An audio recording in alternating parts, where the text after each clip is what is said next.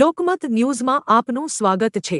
જે પરિવાર ભેગા મળી હસે છે ત્યાં શ્રીકૃષ્ણ વસે છે। આ મર્મસ્પર્શી સંદેશ સાથે સુપરહિટ નાટક આઈ લવ યુ કૃષ્ણા હવે ફિલ્મ રૂપે આવવા જઈ રહ્યું છે। વડોદરાની જાણીતી ચક્રરાજ ફિલ્મ્સ દ્વારા આ ગુજરાતી ફીચર ફિલ્મનું નિર્માણ થઈ રહ્યું છે। આ ફિલ્મમાં પંકજ કુમારજી મહારાજશ્રી નિર્માતા સંગીતકાર ગાયક અને મુખ્ય અભિનેતા તરીકે મહત્વપૂર્ણ ભૂમિકા ભજવી રહ્યા છે। ફિલ્મના લેખન અને દિગ્દર્શન માટે મનોજ નથવાણી જોડાયા છે, જ્યારે સિનેમેટોગ્રાફી વિપુલ પટેલ સંભાળી રહ્યા છે। ફિલ્મનું શૂટિંગ વડોદરા અને વ્રજભૂમિના સુંદર લોકેશન પર થવાનું છે। આ ફિલ્મમાં કૃષ્ણ ભક્તિ સાથે મનોરંજનનો અનોખો સમન્વય જોવા મળશે અને ટૂંક સમયમાં દેશ-વિદેશમાં રિલીઝ થવાની છે। સંગલાલિતમ ભૂતનાસુપરપાનતઃ રક્ષિતા શેષબાલકમ સચ્ચિદાન દ્વારિકાધીશ કી જય શ્રી વલ્લભાધીશ કી ફિલ્મનું નામ છે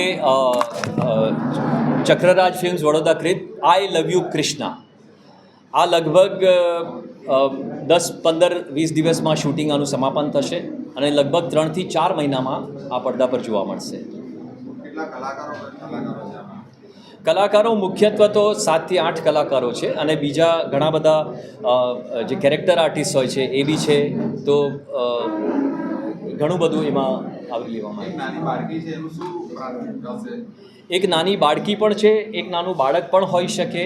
એમનું પાત્ર એક પારિવારિક બાળકનું છે કે જે અમેરિકાથી આવ્યું છે અને એને કૃષ્ણ ભક્તિમાં રસ પડે છે અને અહીંયા જ રહી પડે છે, એવું એક પાત્ર છે।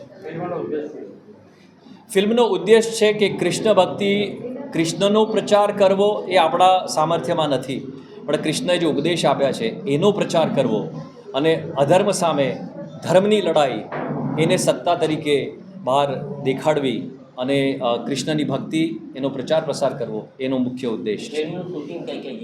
ફિલ્મનું શૂટિંગ વડોદરા, રાજપીપળા અને કદાચ આઉટસ્કર્ટ્સમાં કોઈ જગ્યા અથવા તો બ્રજમાં થશે। ફિલ્મનું ટાઇટલ છે આઈ લવ યુ કૃષ્ણ અને જ્યારે આપ કોઈ પણ ઈશ્વર સાથે જોડાવ છો ત્યારે ઈશ્વર પણ આપની સાથે જોડાય છે। એનું સ્વરૂપ અલગ હોઈ શકે।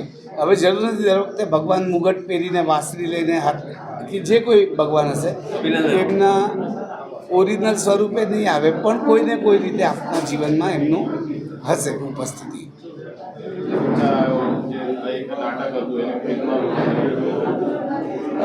સર નાટક સમજો રવિવાર 8 વાગે વડોદરા ભજવાય છે તો એ તમે અમદાવાદ કે મુંબઈમાં નહીં ભજવી શકો, જ્યારે ફિલ્મની કેપેસિટી છે આપણે વર્લ્ડ વાઇડ જઈ શકીએ છીએ, એટલે એને ફિલ્મમાં રૂપાંતરિત કરવા માટે અને ઓડિયન્સ લોકોનો પણ ખૂબ આગ્રહ હતો, જેમને નાટક જોયું છે મિનિમમ 3 વાર જોયું છે।